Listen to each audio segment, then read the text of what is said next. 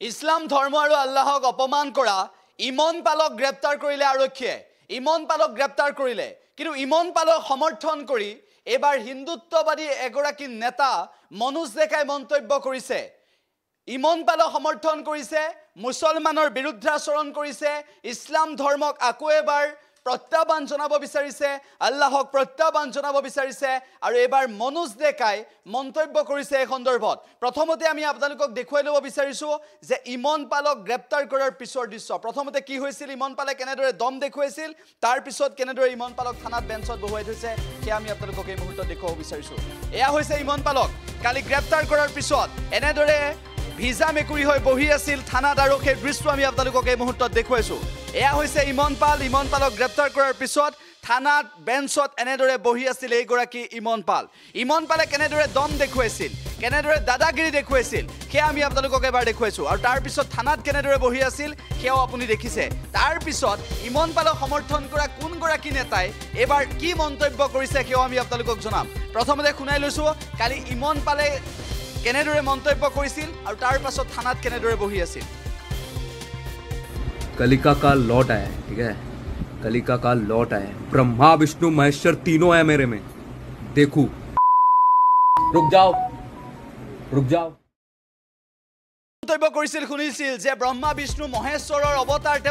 তেওঁৰ গাত লাগি আছে বুলি কৈছিল তাৰ পিছত ইমন পাল এনেদৰে থানাত বহি থাকিবলগীয়া হৈছিল গ্ৰেপ্তাৰ কৰিলে আৰক্ষীয়ে আৰু এই গৰাকীৰ ক্ষেত্ৰত ইতিমধ্যে মুছলমান লোকসকল একত্ৰিত হৈ প্ৰতিবাদো সাব্যস্ত কৰিলে আৰু কঠোৰৰ পৰা কঠোৰতম শাস্তি দিয়াৰ দাবী উত্থাপন হ'ল কিন্তু তাৰ পিছতে নতুন আহি পৰিছে আন এগৰাকী নেতা মনোজ ডেকা এবাৰ মনোজ ডেকাই হুংকাৰ দিছে ইমন পালৰ সমৰ্থনত অসম কপাবলৈ সাজু হৈছে এগৰাকী মনোজ ডেকা অসম কপাবলৈ সাজু হৈছে এগৰাকী মনোজ ডেকা আৰু মনোজ ডেকাই কি মন্তব্য কৰিছে সেয়াও আমি আপোনালোকক জনাব বিচাৰিছো যে মনোজ ডেকাই এই সন্দৰ্ভত মুখ খুলিছে আৰু ইমন পালক সমৰ্থন কৰিছে কিয় ইছলাম ধৰ্মক বেয়া পায় সেই কথা কৈছে ইমন পালে কিয় ভুল কোৱা নাই সেই কথা মনোজ ডেকাই কৈছে এইগৰাকী মনোজ ডেকাৰ ক্ষেত্ৰত কি ক'ব বিচাৰিব আপুনি মনোজ ডেকাই কি মন্তব্য কৰিছে সেই মন্তব্য আমি শুনাইছো এবাৰ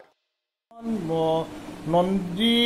বাবা আৰু গো মাতৃক হত্যা কৰাৰ পিছত সেই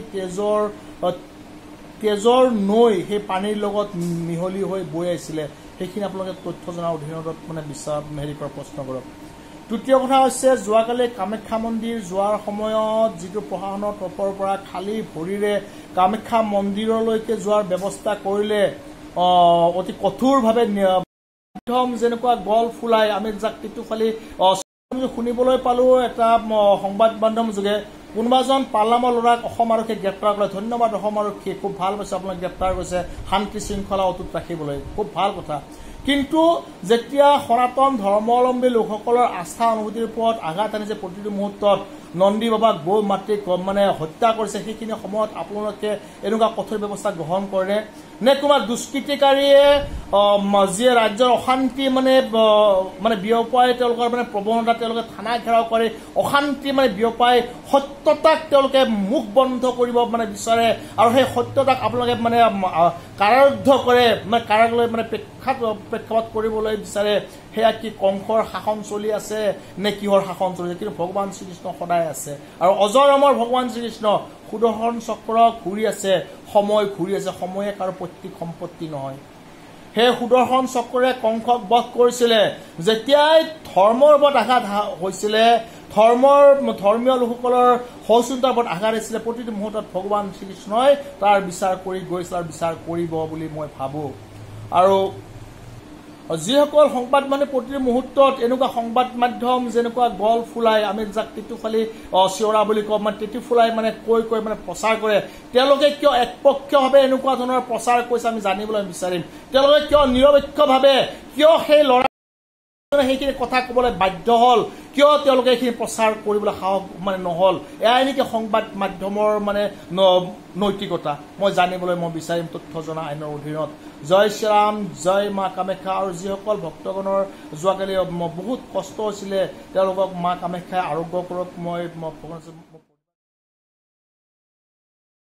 যিকোনো খবৰৰ বাবে যোগাযোগ কৰক আমাৰ এই নম্বৰত